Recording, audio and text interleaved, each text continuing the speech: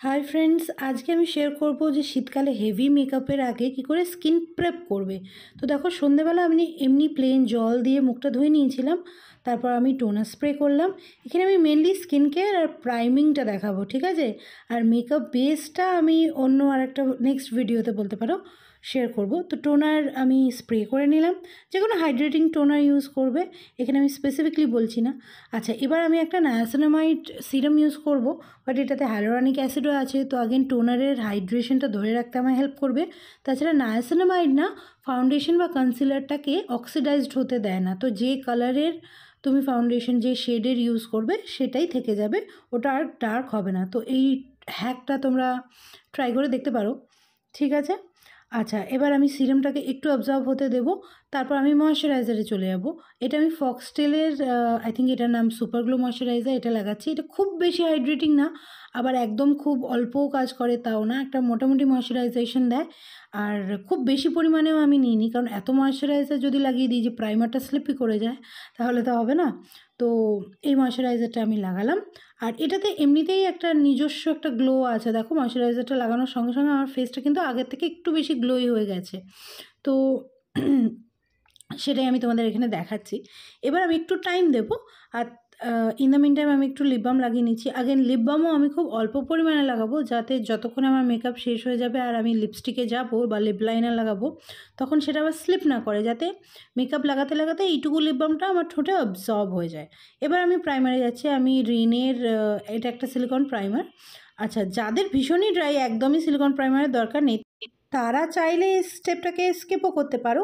But আমার কিছু কিছু পোর্শন অয়েলি, যেরকম স্পেশালি নাকটা, চোখের ওপরটা, মানে আইলিডসগুলো, তো আমি প্রেফার করি। এখানে আমি দুটো প্রাইমারই ইউজ করব। এটা যেরকম সিলিকনওয়ালা ম্যাটিফাইং প্রাইমার, আর এটা মেকআপটাকে ধরে রাখতেও হেল্প করে। এটার নাম বোধহয় রিনের বলিউড ফিল্টার, আই থিঙ্ক। বেশ ভালো, বুঝেছো? আর দেখো, ওই জন্যই আমি চোখের ওপর লাগাচ্ছি।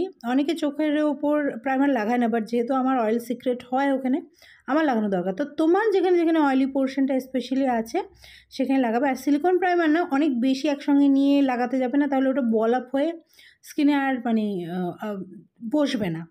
ওই জন্য দেখো, আমি একটু একটু নিচ্ছি বারবার করে, আর বারবার ওটা লাগাচ্ছি। আর খুব বেশি ব্লেন্ড করার দরকার নেই সিলিকন প্রাইমার, জাস্ট স্প্রেড করলেই হবে। এবার ওইটা বসে যাওয়ার পর একটু বাদে আগেন আমি এটা নিচ্ছি সুইস বিউটির রিয়েল মেকআপ বেস। এটা একটা ইলুমিনেটিং প্রাইমার বা স্ট্রোব ক্রিম বলতে পারো। আর এখানেও আগেন পুরো ফেসে আমি লাগাই না, হাইলাইটিং দরকার যে জায়গাগুলোতে সেখানেই লাগাই। তো একটা পাম্প নিলাম। এটা আমার বাই দ্য ওয়ে ন্যাচারাল টিন্টে আছে। এটা তোমরা গোল্ডেন বা পিঙ্কিশ ভার্জনও পেয়ে যাবে, বাট আমার এটাই ভালো লাগে, আমি এটাই প্রেফার করি। আর এটা আমি পুরোপুরি ফাউন্ডেশনের নিচে লাগাবো। চাইলে এগুলো ফাউন্ডেশনের সঙ্গে মিশিয়েও তোমরা লাগাতে পারো, আমিও কখনো কখনো লাগাই। বাট আজকে আমি আলাদা করে যেহেতু স্কিন প্রেপটা দেখাচ্ছি, তো আমি এভাবে লাগালাম।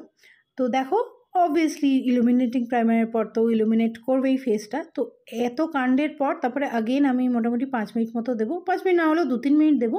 তারপর আমি ফাউন্ডেশনে যাব, সেটা আমি পরের ভিডিওতে আগেন শেয়ার করবো। বাট স্কিনটা কত হেলদি লাগছে অলরেডি দেখো।